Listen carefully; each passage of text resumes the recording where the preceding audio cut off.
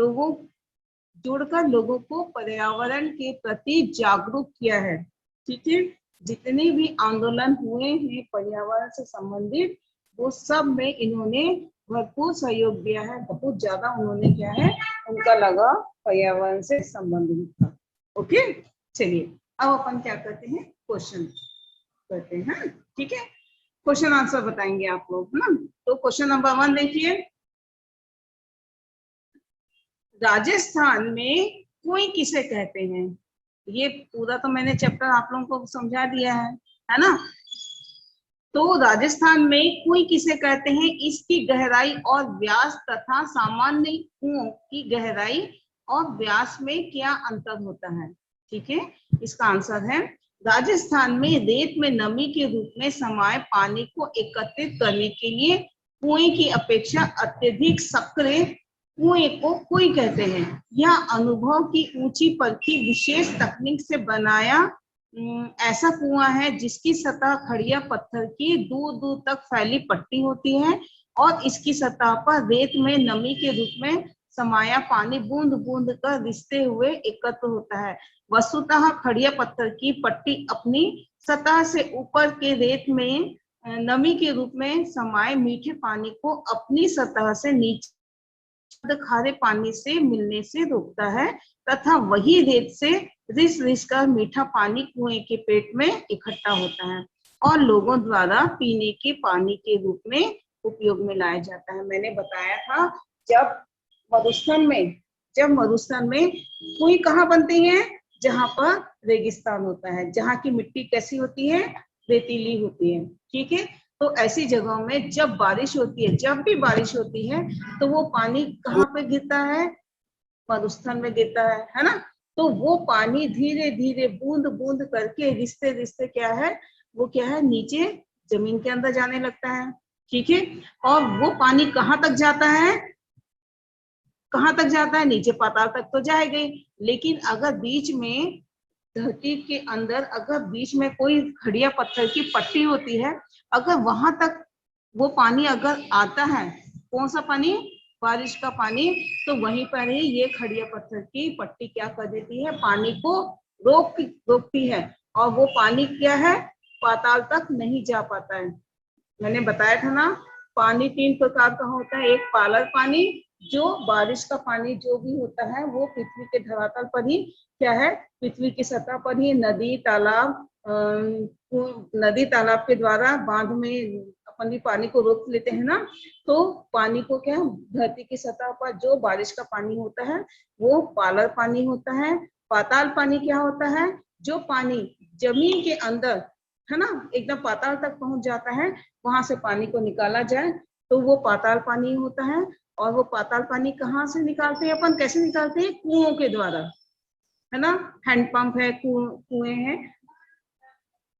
एक मिनट बेटा, हाँ कुछ समय के बाद मिलेंगे, हाँ।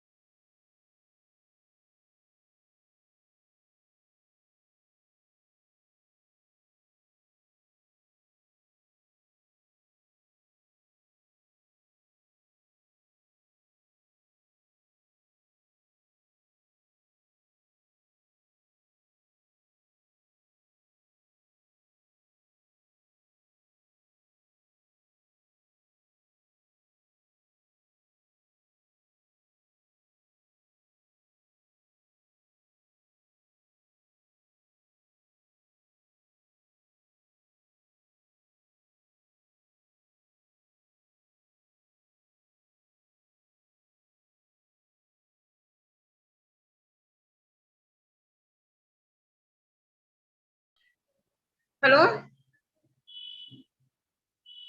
Yes ma'am. हेलो। हाँ हाँ हाँ, मैम चलिए, थोड़ा सा काम था।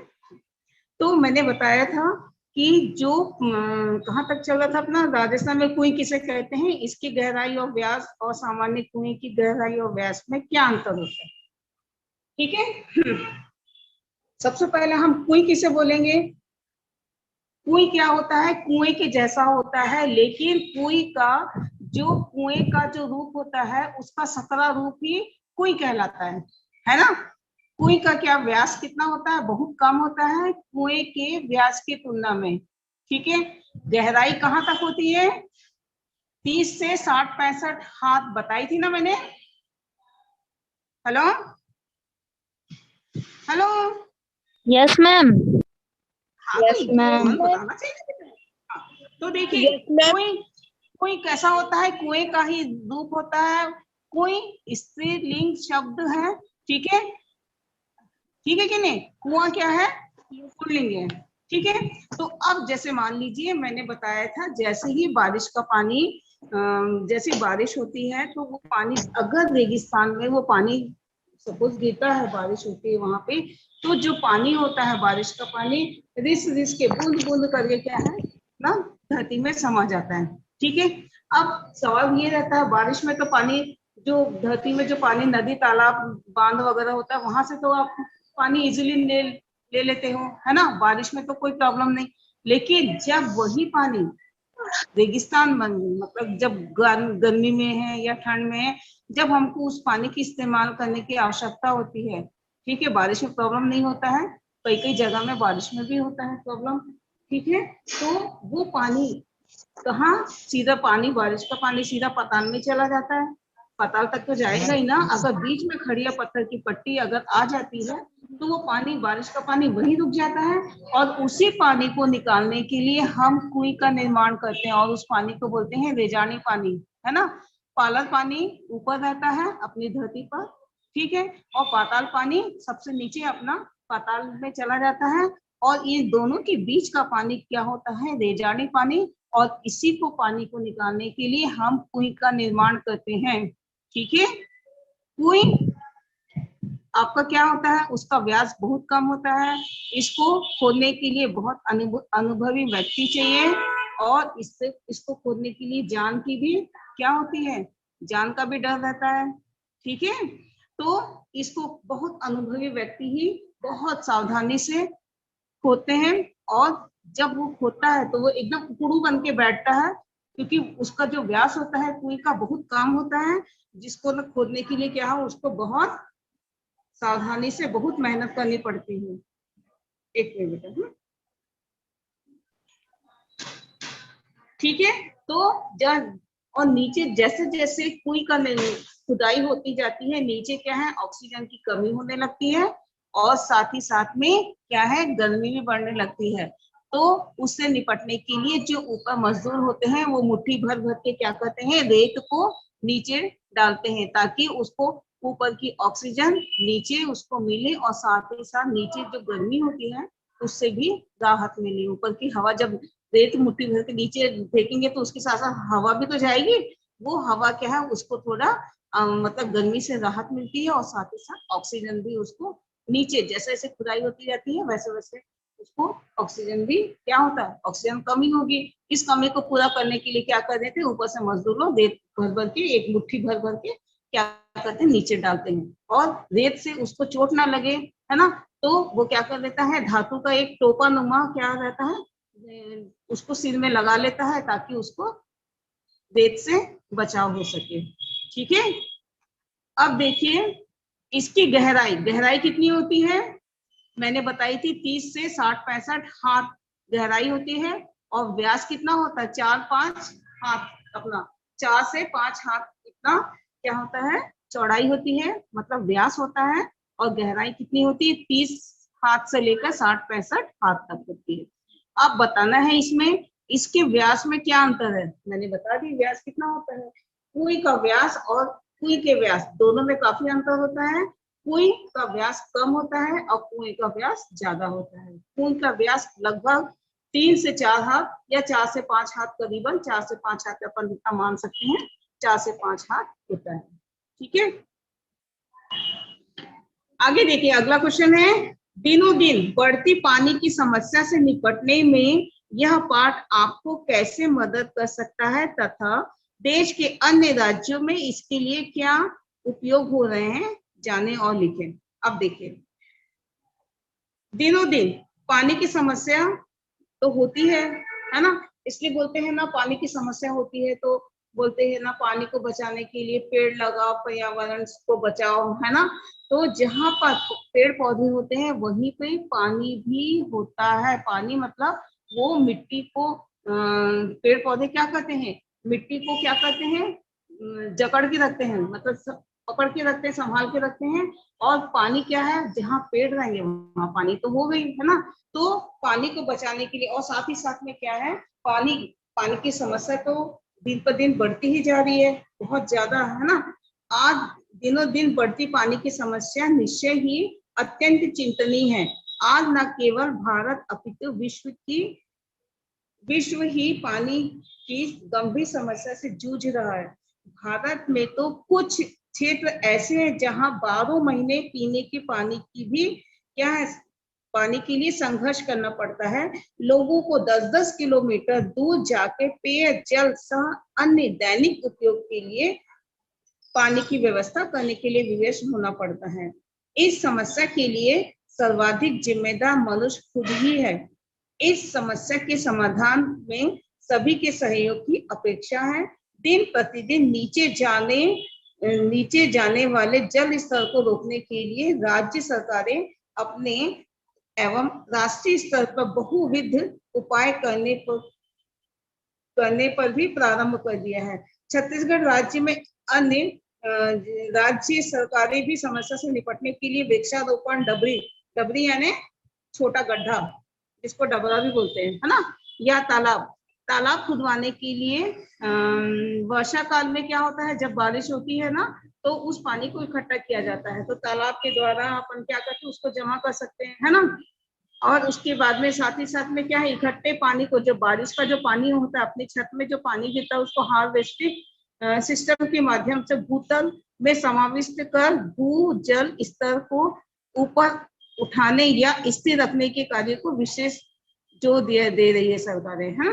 इसके साथ ही साथ ग्रीष्म वर्षा ऋतु में भूजल स्तर को नीचे गिरने से बचाने के लिए व्यक्तिगत बोर यानी अपन लोग पानी निकालते हैं ना हैंडपंप से ना, वही ना, बोर पानी निकालने का भी प्रतिबंधित कर देती है। हम सभी का भी इसमें ईमानदारी से सहयोग आवश्यक है। राजस्थान को मरुभूमि में निर्मित किए जाने वाली कुइयों की तकनीक को विशेष रूप से जिन क्षेत्रों में भूजल स्तर अत्यंत नीचे है या अप्राप्त है, अपनाकर पानी की समस्या निपटा जा सकता है। ठीक है, अब देखिए अपने जो पानी की समस्या दिन प्रतिदिन क्या है, बढ़ती जा रही है, यानी जो पानी का जो स्तर होता है वो क्या है, नीचे और नीचे जाता जा रहा है ना। तो जैसे गर्मियों में जहाँ पर ज्यादा गर्मी पड़ती है वहां पर क्या है, अपन के जो हैंडपंप भी सूख जाते हैं, वहां से उससे भी पानी नहीं निकाल सकते, कोई तो कुएं भी सूख जाते हैं, वहां से भी पानी नहीं निकल सकता है। यानी आपका जो धरती पर जल का स्तर है वो नीचे खिसकता जा रहा है। ठीक है, इस समस्या से बचने के लिए सबसे पहले क्या है, हमें पानी को क्या करना है, उसको बचाना है। ठीक है, और साथ ही साथ में कोई जगह तो ऐसा होता है कि 12 महीना क्या है पानी की समस्या होती है, और आज भी कई जगह लोग 10-10 किलोमीटर पैदल चलकर कौन सा पानी, पीने योग्य पानी और दैनिक उपयोग के लिए जो पानी है उसको लाने के लिए क्या है 10-10 किलोमीटर दूर तक लोग जाते हैं, है ना। यानी कितना कीमती पानी है अपन के लिए, लेकिन क्या है कोई लोग उस पानी को क्या करते, बर्बाद कर देते। नल चल रहा तो चलते ही रह रहा है, बंद ही नहीं करता कोई, है ना। तो ये सब क्या है समस्याएं हैं, और इससे क्या है हर मनुष्य जिम्मेदार है, और हर व्यक्ति का कर्तव्य है कि उस पानी को, जो पीने योग्य पानी है, जो तालाब है पानी है, नदी का पानी है, उस पानी को बर्बाद ना किया जाए, उसको सुरक्षित रखे, उसको साफ रखे, उसको गंदा ना करे, है ना। तो इस प्रकार से हम क्या है, हम सभी की जिम्मेदारी है कि हम इस पानी को बचाएं। ठीक है, और जब भी बारिश होती है उस पानी को, बारिश के पानी को एकत्रित करके हम उसको सुरक्षित रखें। जब पानी की आवश्यकता हो, जैसे सिंचाई के लिए पानी की आवश्यकता होती है ना, और आपका जो नदी है, तालाब है, ये सब पानी जो है, ये सब क्या है, जब हमको समस्याएं होती है, जैसे गर्मी के समय में बहुत ज्यादा गर्मी होती है, तब हम उस पानी का इस्तेमाल कर सकते हैं, है ना। तो पानी को हम इस प्रकार से बचा भी सकते हैं। ठीक है, आगे देखिए। क्वेश्चन नंबर 3, चेजारों के साथ गांव समाज के व्यवहार में पहले की तुलना में आज क्या फर्क आया है, पाठ के आधार पर लिखिए। ठीक है, चेजारों या चेलवांजी के साथ गांव समाज के व्यवहार में पहले की तुलना में आज बहुत फर्क आया है। कुएं खोदकर जोखिम से भरा काम है, इसमें अनुभव के साथ खुदाई और चिनाई करने वाले व्यक्ति में अतीव साहस और कष्ट सहन करने का जज्बा होना चाहिए। इसी कारण से इस कार्य को संपन्न करने वाले चेजारों के साथ व्यवहार में गांव समाज में स्वाभाविक आदर सम्मान का भाव पहले दिखाई देता था। कोई कार्य की संपन्नता पर तो उसे उपहारों से लाभ दिया जाता था और साल भर उसे विशिष्ट अवसरों पर अतिथि समान आमंत्रित किया जाता था, परंतु अब पहले जैसी बातें चेजारों के प्रति नहीं रही। इसका प्रमुख कारण बेरोजगारी के इस युग में कुएं खोदने के लिए मजदूरी पर कार्य करने वालों की सुलभता है। सह लोगों में आए मानवीय भावों की कमी है। लोगों को कुएं खोदने के लिए मजदूरी पर मजदूर मिल जाते हैं। वास्तव में आज मनुष्य व्यक्तिवादी हो गया है, इसमें आत्मीयता का सर्वथा अभाव है। ठीक है, जो कुएं खोदते थे उनको चेलवांजी बोलते हैं, चेजारो या चेलवांजी बोलते हैं, है ना। तो पहले क्या होता था कि कुएं का निर्माण कौन करता था, जो अनुभवी निपुण व्यक्ति होते थे।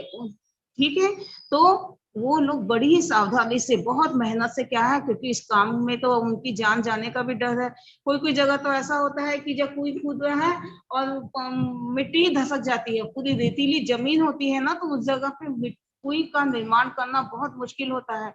तो इस मुश्किल काम को क्या है, बहुत अनुभवी और निपुण व्यक्ति ही करता है। ठीक है, तो इसमें जान का भी जोखिम होता है।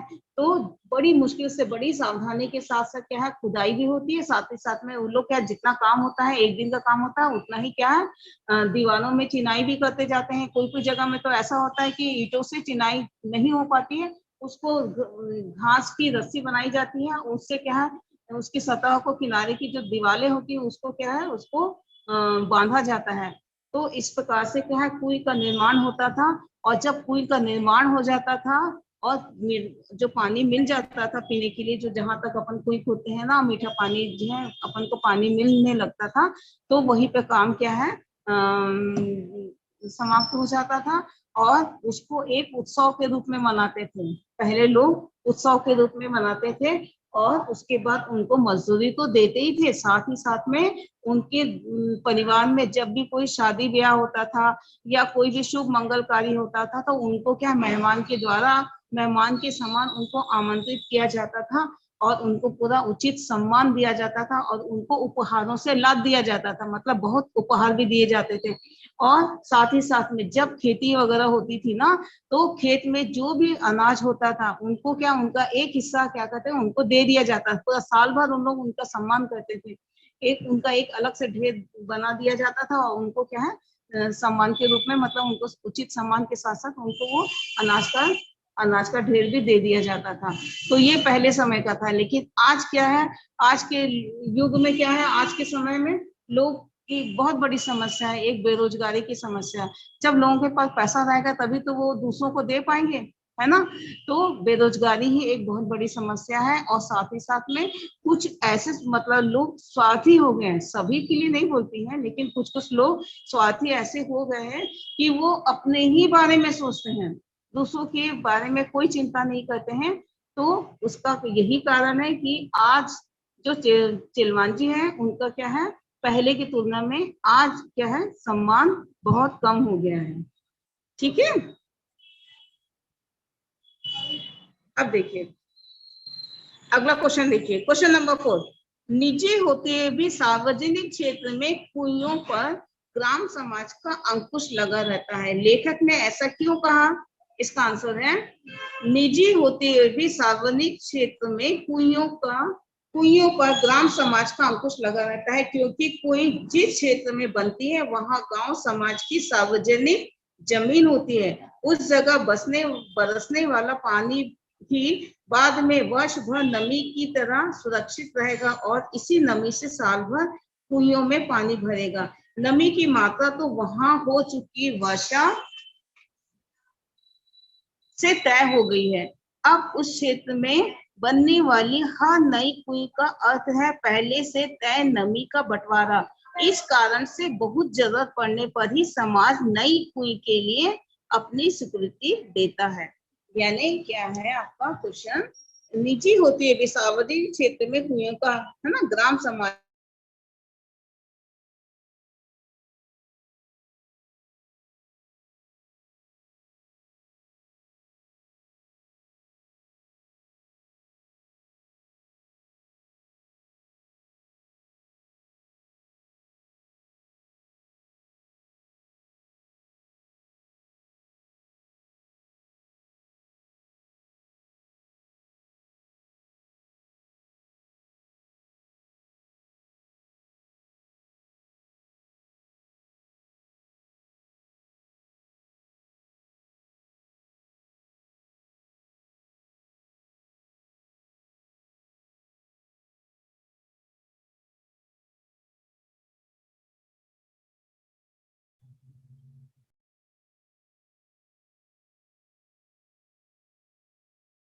हाँ, हेलो, मेरी आवाज आ रही है?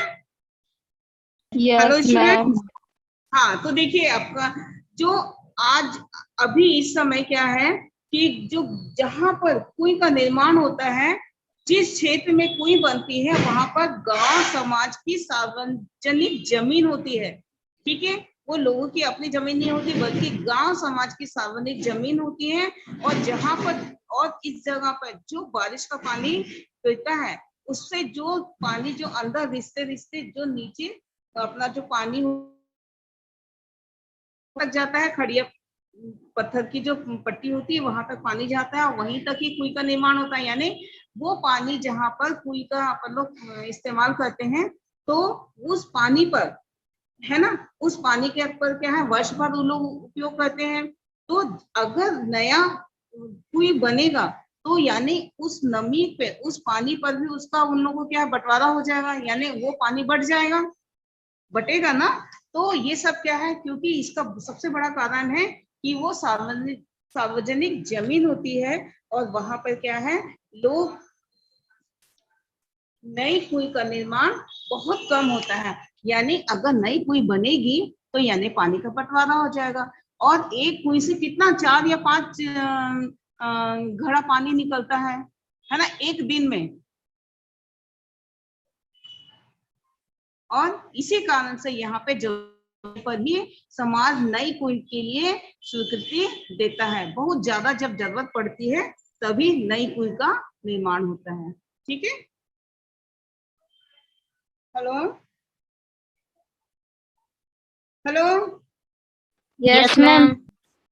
हाँ यस तो हाँ, चलो एक और क्वेश्चन करते हैं, है ना। कोई निर्माण से संबंधित निम्न शब्दों के बारे में जानकारी प्राप्त करो। ये पालर पानी, ये तो सब हो गया, पालर पानी है, पाताल पानी है, रेजानी पानी, ये तो सब जानते ही हो। पालर पानी क्या होता है? बारिश का पानी जब जमीन पर गिरता है तो नदी तालाब के द्वारा हम जो पानी का इस्तेमाल करते हैं उसको पालर पानी कहते हैं। और पाताल पानी क्या होता है? जब बारिश का पानी नीचे बूंद बूंद करके क्या है पाताल तक चला जाता है, जमीन के अंदर पाताल तक चला जाता है, उस पानी को हम क्या बोलते हैं?